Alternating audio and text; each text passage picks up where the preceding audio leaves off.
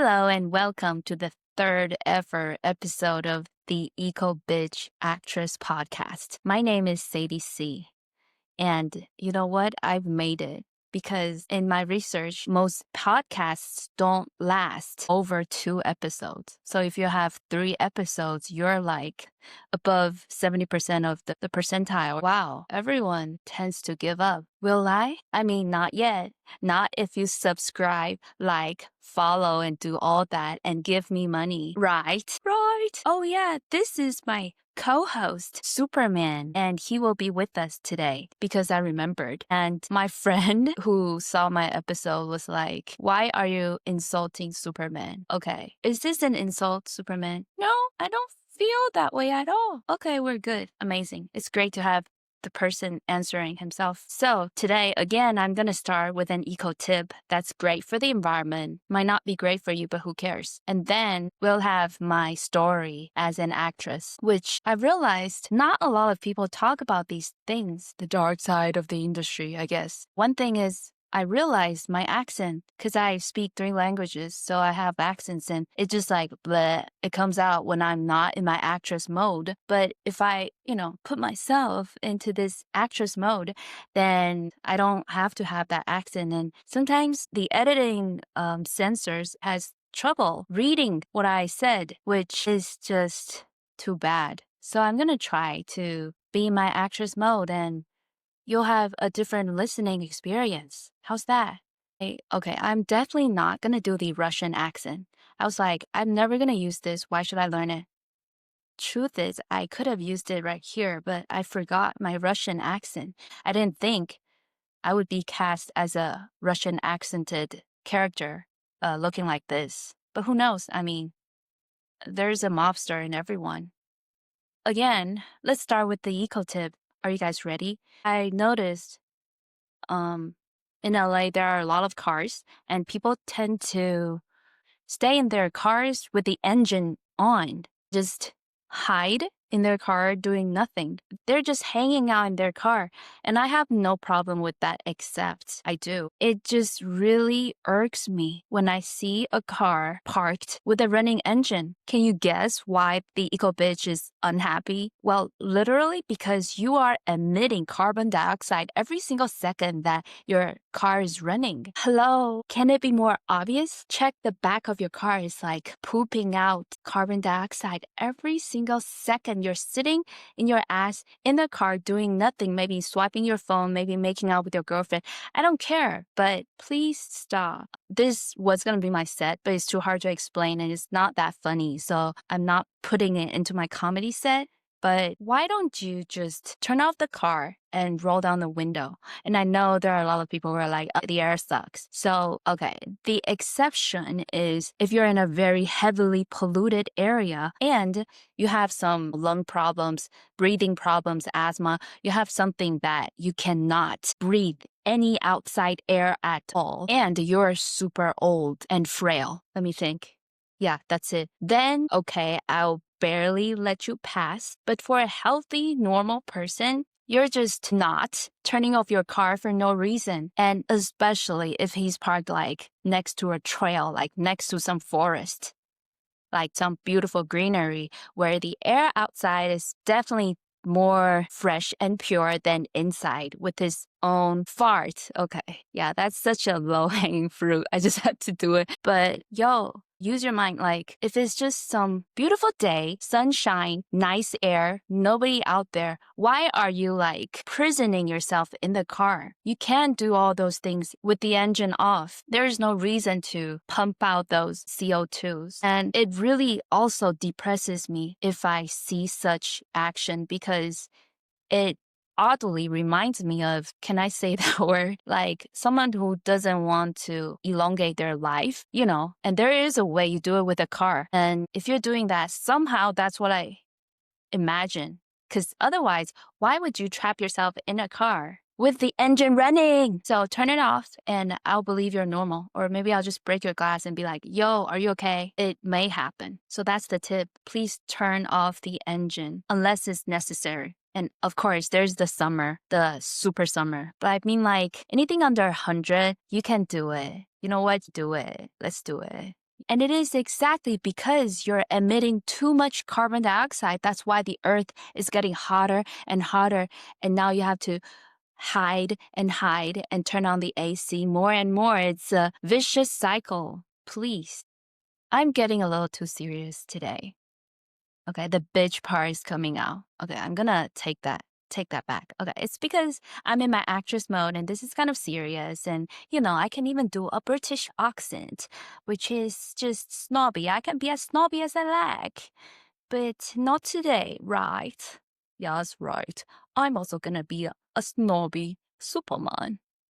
Okay, enough. Yeah, I mean, I paid for that accent class. It was super fun. I did not retain much, but it is super fun. And I know it would come in handy one day today. Before that, please, if you're seeing video, please check out this amazing 3D, beautiful poster with amazing worldly artwork that's behind me. It says Her Rage, Hollywood Fringe. Yes, it does. And that's the show. I forgot to say, I'm the lead in this play, which is, yay, a big win for me. And it means a lot. It's tears and pain, but I love doing theater and telling the story this way. Please come check it out. Please. It will be bilingual in Mandarin and English. If you missed these 2 weekends, I don't know if there's any more, so I suggest you check them out. ASAP. Okay, I'm gonna stop. Next is my acting story. I am definitely not running out of story. I'm just like, which one is sadder or traumatic? Oh, I also added an improv section. So here are I'm trying to do these Instagram reels where it's like Asian girls pick up lines for men. After seeing some such women pick up lines. Are you listening? I know, 'cause you're a listener. Oh no, that did not come out right. Okay. So I'm gonna share this one. You look like you have a 2400 SAT score, boy. It's okay. It's not that funny, but yeah, it's not that funny for the reel, but it's good enough for my podcast. Okay. I wrote like 10. I'll share them slowly, maybe. So the story for today. Oh, I will talk about one of the weirdest. This is not even the weirdest. It's the top 3 weirdest gig I went to, but it was a very long time ago. It was, I think, like art house, some sort of like artsy, non-mainstream film project. I don't even know. They don't really tell you much. They'll be like short film or untitled short, untitled feature film. You don't really get a lot of info, and that's why there are risks. And of course, I don't do nudity, so if it says N, U, and then I run away.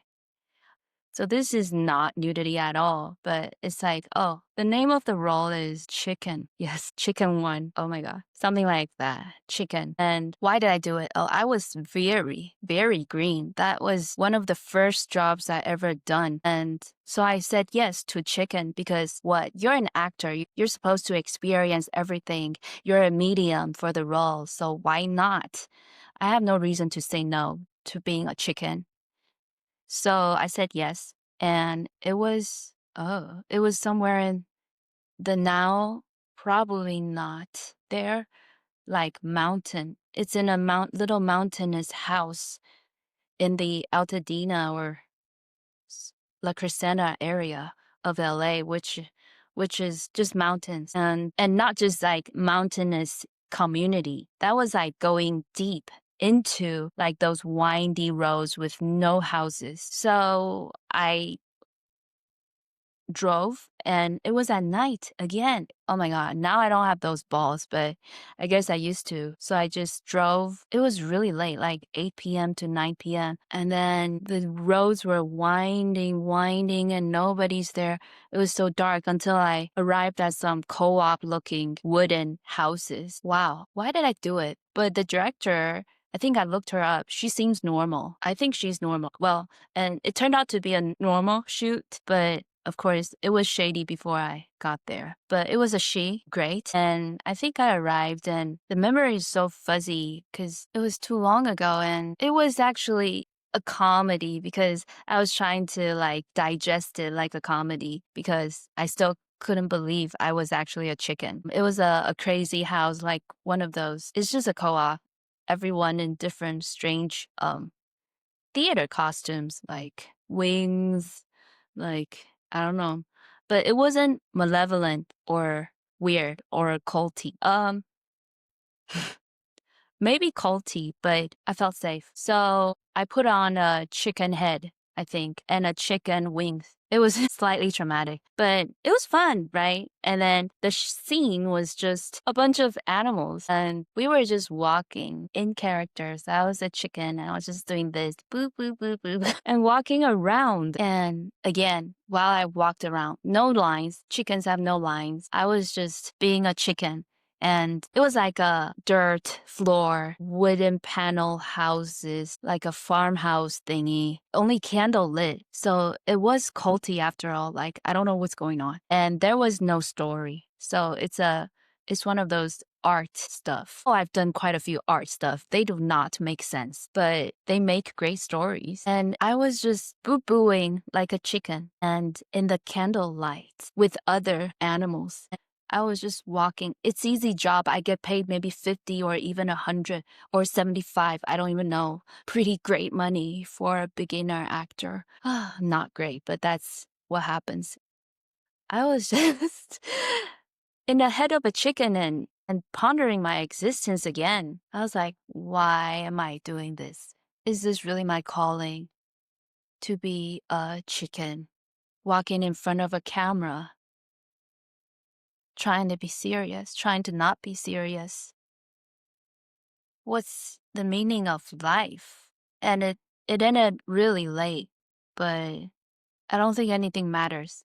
It just maybe minor crushed me again, but that was a quick recovery because 40% of it was fun. You know, you don't get to be a chicken on camera that often in your life. Maybe I'm the only one. Okay, great. I'm at time. So I'll see you next episode.